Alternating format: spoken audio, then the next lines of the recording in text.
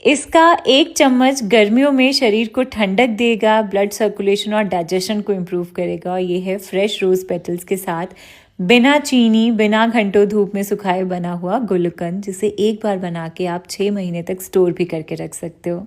इसके लिए देसी गुलाब के पेटल्स को पहले अलग कर लेंगे और अब इसे अच्छे से वॉश करके इसे थोड़ा सा ड्राई कर लेंगे और पंखे के नीचे छोड़ देंगे ताकि ये अच्छे से सूख जाएं।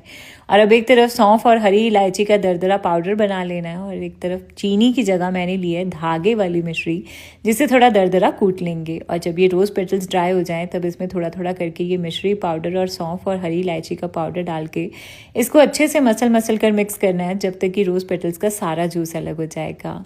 और अगर चीनी दरदरी रखी है तो इससे ये काम और भी आसान हो जाएगा। और अब एंड में इसमें थोड़े ड्राई फ्रूट्स डाल देंगे, साथ में इसमें थोड़ा हनी डालेंगे ताकि चीनी क्रिस्टलाइज ना हो। और बस इसे मिक्स करके रेडी हो गया आपका ये फ्रेश रोज़ पेटल्स वाला होममेड गुलकंद।